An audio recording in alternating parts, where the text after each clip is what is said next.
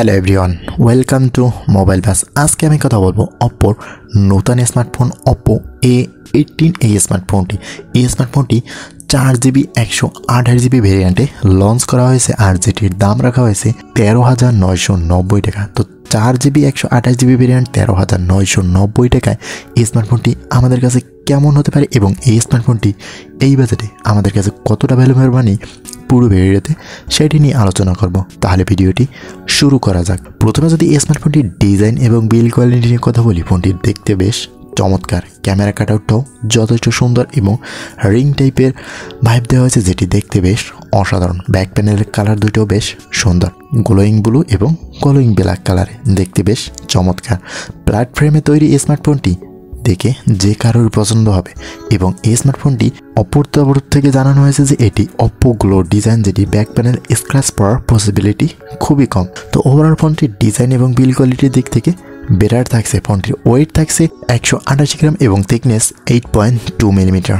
Overall ফোনটি better থাকছে ফোনটির আউটলুক এবং ডিজাইন। এরপরে এসেছে স্মার্টফোনটি ডিসপ্লে সেকশনে। ফোনটিতে অফার করা হয়েছে 6.56 ইঞ্চির একটি IPS LCD water drop noise display, যেখানে 720x1612 পিক্সেল রেজুলেশনে ডিসপ্লে অফার করা হয়েছে। থাকছে 269 PPI ডেন্সিটি এবং 20:9 অ্যাসপেক্ট রেশিও। এই স্মার্টফোনটিতে আরও থাকছে 90Hz refresh rate, 720 nits peak brightness এবং 84.2% স্ক্রিন টু বডি রেশিও। তো ওভারঅল এই স্মার্টফোনটি বাজেট অনুযায়ী ডিসপ্লে সেকশনটাকে আমার কাছে বেটারই মনে হয়েছে। ব্রাইট ফুল ডিসপ্লে এবং 90Hz রিফ্রেশ রেট আপনাকে যথেষ্ট সাপোর্ট দেবে ভিডিও দেখা এবং টুকিটাকি গেমিংয়ের ক্ষেত্রেও এই স্মার্টফোনটি আপনাকে বেশ হেল্প করবে।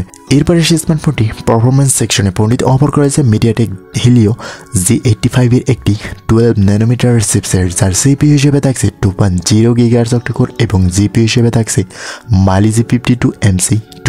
ফোনটি রান করবে ColorOS 13.1 এর সাথে Android 13। আর ফোনটিতে থাকছে একটি মাত্র ভেরিয়েন্টে 4GB 128GB, যেটি eMMC 5.1 এ থাকছে।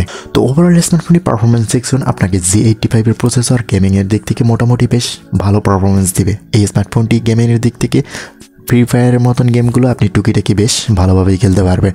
তো এই স্মার্টফোনটি প্রসেসরটা আপনাকে বেশ হেল্প করবে এবং কালার ওয়াইজ এবং Android 13 বেশ সুন্দর। এরপরে এসে স্মার্টফোনটি ক্যামেরা সেকশনে। ফোনটিতে ইউজ করা হয়েছে 8 মেগাপিক্সেলের একটি মেইন ক্যামেরার সাথে একটি 2 মেগাপিক্সেলের ডেপথ সেন্সর। ফোনটির ফ্রন্ট ফেসিংয়ে থাকছে 5 মেগাপিক্সেলের একটি সেলফি শুটার। ব্যাক এবং ফ্রন্ট ক্যামেরা দিয়ে ভিডিও রেকর্ড করা যাবে 1080p 30fps রেজুলেশনে। তবে এই স্মার্টফোনটি ক্যামেরা সেকশনে বেশ কস্ট কাটিংয়ের ব্যবস্থা করা হয়েছে। এখানে আরও বেটার ক্যামেরা অফার করতে পারে। তো 50 মেগাপিক্সেলের ক্যামেরা এর থেকে লো রেঞ্জের ফোনগুলোতেও পাওয়া যাচ্ছে। তো এখানে ক্যামেরা সেকশনটা আরও বেটার করা উচিত ছিল।